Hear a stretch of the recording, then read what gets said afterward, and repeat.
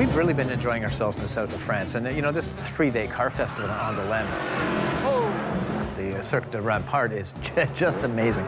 Cars going every which way. The whole county is covered in cars. But you know, there's something I've always wanted to do when I've been in France. It's on my bucket list. Oh my God, that's a visit to the Cité de l'Automobile. This is literally breathtaking. Largest car museum in the world. Oh, look at that. That's the seat adjust. And the home to more Bugattis than any other place on earth. Come on, as long as Jean-Paul doesn't catch us. No, you can't do that. That's somewhere I have to go. Don't touch the upholstery.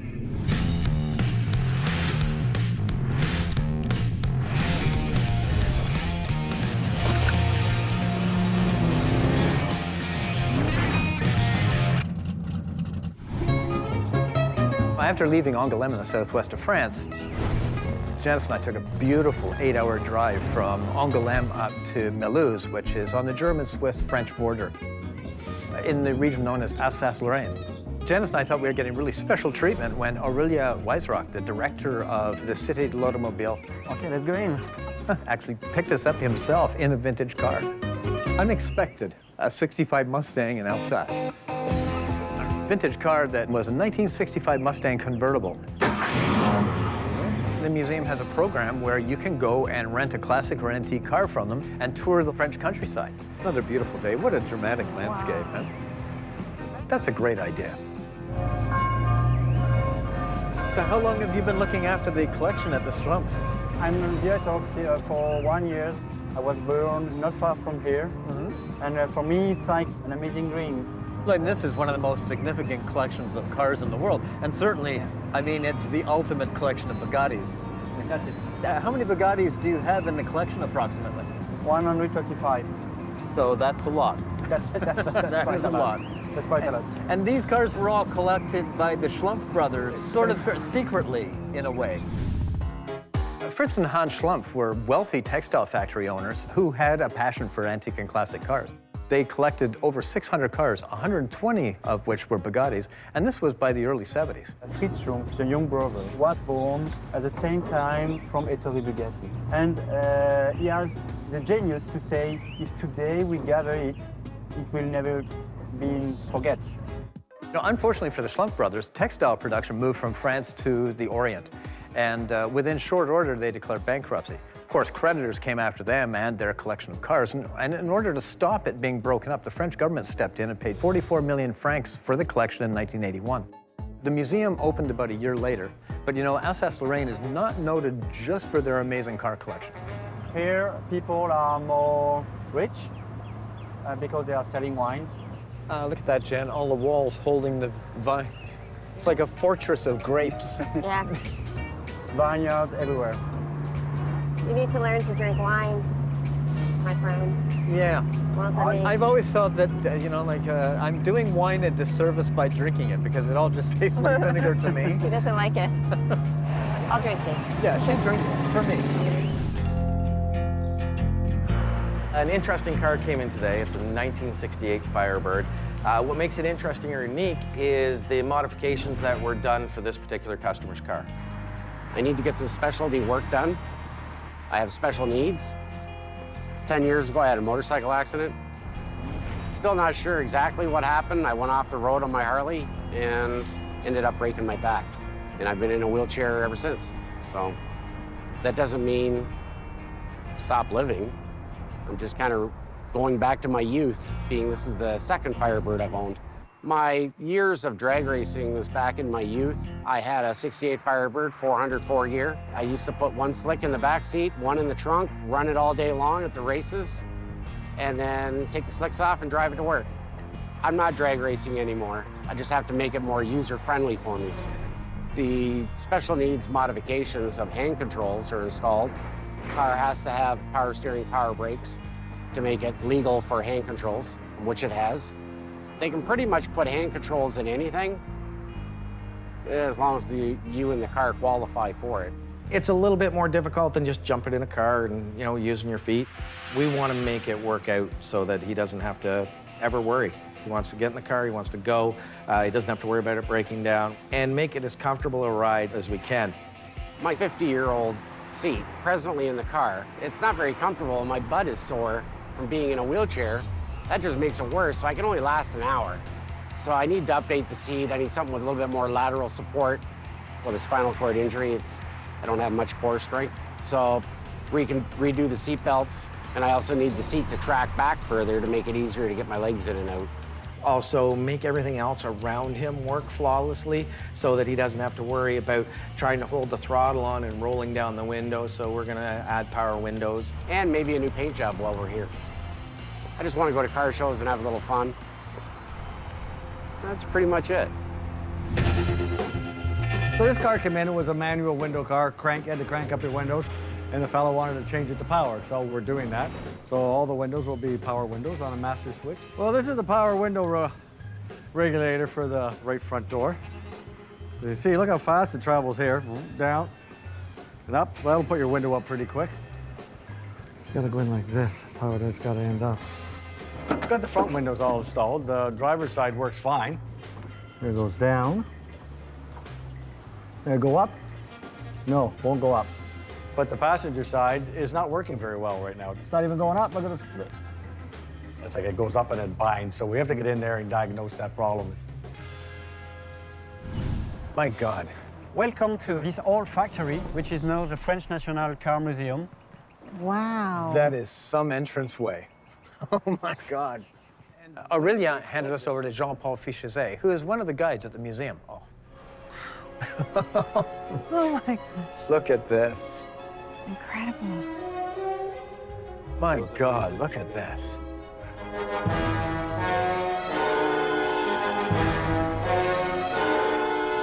When you first walk into the main hall, it's absolutely breathtaking. There's 243 vehicles, ranging from 1878 right to present day, all stuffed into 17,000 square meters.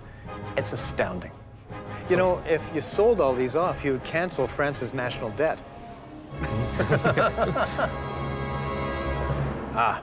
Is this a Bugatti? This is a Bugatti. This is a baby. It's the first? One of the first Bugatti produced in world time, yes. Yeah. Look at the size of it, it's tiny. Yeah, very tiny, yes. Yeah. So he was a young man when he was making these. Ettore Bugatti was only 30 years old when he developed the Bébé. It was a car designed to be both light and with no wasted space. It also featured a reverse elliptic spring in the suspension, and that spring carried its way through all of Bugatti's creations till the end of the company. Oh, that's wonderful. Boom, it's going right over 100. If we'd burn the switch, we'd have some melted wires. No, you can't do that. This is virtually a religious moment, at least for me. Look at that. What is that? It's a little car with an electric engine at the beginning. Oh, it's electric. No fuel, no petrol. The owner was a French painter called Paul Arsens. He was traveling around Europe when he saw something beautiful to paint. Sitting in his car was painting. He first down on the big car on the left side. Oh, this is his too. This is the first. So this is Mark I, and that's the Mark II. Yeah, the Mark II, yes. That looks very much like the dream cars that the American manufacturers were doing in the 1960s. If I had to have one and I couldn't sell it, I would take the egg. The egg. This car is absolutely amazing. A very fast car. This is a Type 35 Grand Prix car. The chassis of 35 Grand Prix with a special body. And now, is this supercharged or non-supercharged? It's a B supercharged. Okay. Yeah. So this would be a pretty quick car, even with the coachwork on it. I mean, is it basically like taking a Formula One car and putting a car body on it? This is what you were doing. Oh, the dashboard's beautiful. Dashboard is Yeah. complete, very complete. Yeah. Actually, inside is a real racing car. You have Yeah. no- Oh, yeah. I mean, it's absolutely just a racing car that somebody just put a bit of a body on. I mean, can't imagine driving that on the street. Well, you would No. come in handy because on that side, you got to pump up the pressure for the fuel. It's thinking like a racing car. The pilot and the mechanic. Wow. This is a great car. I like that car. Yeah. Oh my God, look at that. What is it? What is this? A Scott. Scott. English. It figures it's English. Only 3 wheels. Oh, so it's not missing a wheel. It never had a left It's side always wheel. only 3 wheels. No taxes to pay for No tax motorcycle. because it's got 3 wheels. It's right-hand drive, it's right-hand wheels, but how Because- stable would that be? I mean, If you drive on the left side, you fall over. do we know anyone who ever survived driving it? Not at all. This odd little vehicle was originally created to carry machine guns during the First World War, but it was maintained in production until about 1925. I would love to have a go at that. That's just interesting. Oh, Jen, Yes. there's not a Panhard, there's the Panhard. This is a one-off. I know, because when I saw pictures of it, I tried to find one to buy, and then I found out that you can't. I didn't know it was here, though. This is it. Yeah, it's a prototype. What a great car. All of the little flourishes are perfect. Each one is their own little piece of art, like these lights, the grille. Do you like it? I love it. I like this better than my Panhard bread truck. Okay, there's blue smoke. I don't see any smoke. I'll trade you. I like it. This section of the museum is called the Forerunners, and it features vehicles from 1878 to 1918. Come, you have something to see. Look to the pedal. Oh. 2 engines, for every engine, 1 pedal. And we must have to dance together. 2 engines, 2 engines. 2 accelerator pedals. Voilà. What could go wrong? Do you know what this is? You can move the seat. Oh my God. Oh, look at that. Don't remember. That's the seat Well, adjust. That would be a rough ride. So I noticed when I'm powering the power window motor up and down, the wire is getting very hot. There's a big spark. There's something to do when we tighten it up. I don't know if it's a spring on the back side that's, this door panel is a little different, the inside panel. I don't know what's going on here. It works fine on that side, but not this side. Here, I got something else, interesting thing. So I'm gonna go get my amp gauge and stick it on there and see what we come up with. Maybe we can see how many amps we're drawing here. See, look at that. So this window should draw, I don't know, 10 amps maybe or something like that. So we can see here, when I hit it here, boom, it's going right over to 100. And this window, and the thing still didn't move. And the switch wouldn't last. We'd burn the switch out. We'd have some melted wires before that window would get from the bottom to the top. But why, I don't understand now why it's doing this. And we'll run it on the bench again. We're going up, 5, going down. About the same, maybe 10. And then in the car, you saw that it buried my gauge right over to 100. So something's causing this thing to bind in the car. Expecting it to be on this side, but I don't see any marks on anything that's, could be causing the problem. So this is strong even too, to try to hold it down. It's powerful. I'm just eliminating the wiring. I'm gonna jump right to the motor and see how it works and see if it makes a difference. And so all along, I've been powering this up through the wiring harness and through the actual switch. So I disconnect the wiring harness and now run the power directly to the window motor. And it does. It goes much quicker. And I see that it runs a lot better, so it's obviously we got an issue with the wiring. So maybe something in that harness is causing all the problem. So at least at this point, I have the mechanical end of it all buttoned up. The window's going up and down okay. I've got it lined up so it's sealing and we shouldn't have any wind noises. So we just have to pretty well get another wiring harness and install that in place. And the problem solved. Now we have a special exhibition about the incomparable Bugatti. Well, there's not anything wrong about that statement. I have to say the Bugatti exposition here is just the icing on the cake. There's 135 Bugattis under one roof. It's truly amazing. I've actually had a ride in one of these. A friend of mine bought one.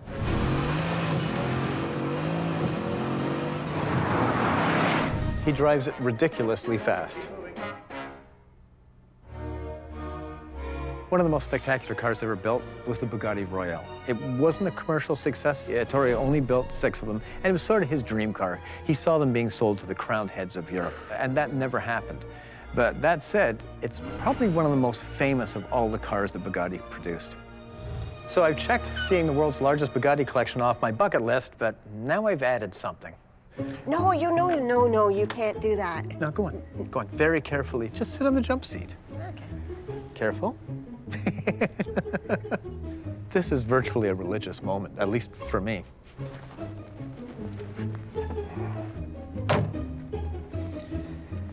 Wow, what a magnificent beast. It's beautiful, the roof, the seats. Don't touch the upholstery. Just to sit in this car is a remarkable moment, and I'm glad I've done it. Where are we going, Charles? That figures. To the vineyards, please. Usually it takes days and days and days to cut it out, upholster it, take it apart. It's gonna look like a little race machine.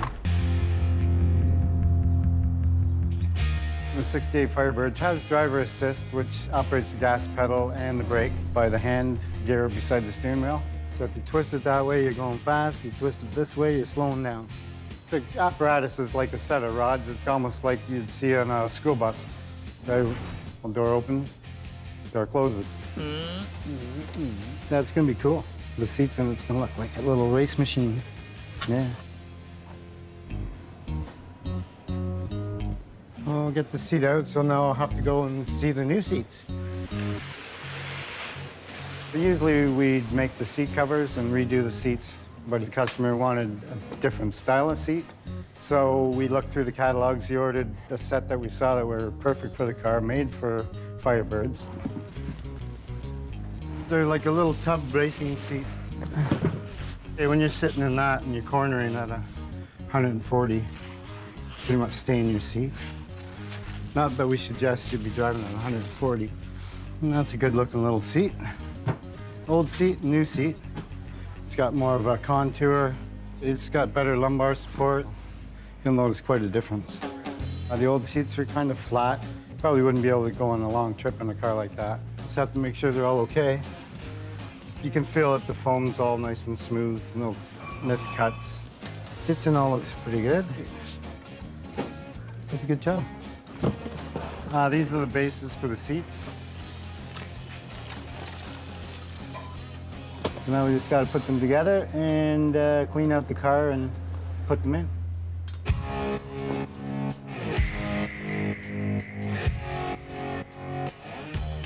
Usually it takes days and days and days to cut it out, upholster it, take it apart. This way, with a new seat, everything's brand new. We got it all in and everything seems to work just fine. Yeah, so everything's in there, fits good. It's nice and solid. Goes back and forth nice. Good looking seat. You're gonna have to clean it up a little. Vacuum the carpets, do all the dash, everything. Make it look like new.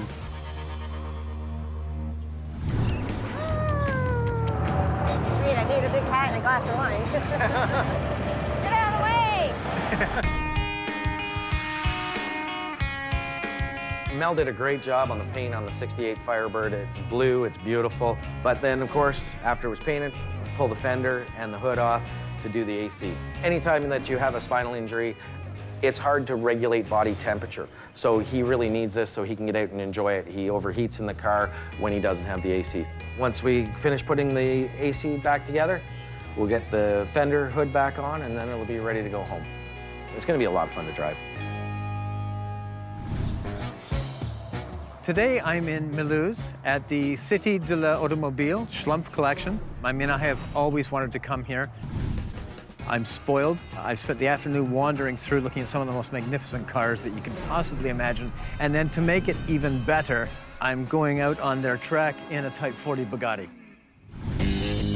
In 2011, the museum expanded their facility and created an autodrome.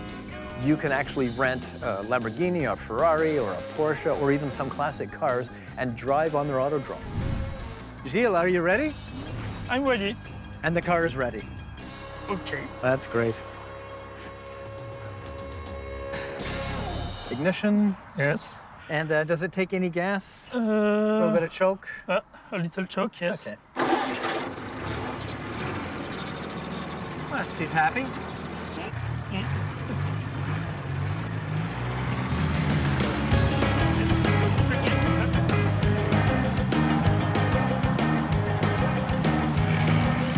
Fairly positive on that accelerator, you get that jumping. Yeah. Oh, this is fun. It's got a lot of torque. Oh, onto it. That's what Graz is for. How was it? It's certainly a Bugatti. It's lovely. Absolutely charming. Do you mind if I take her out? Oh,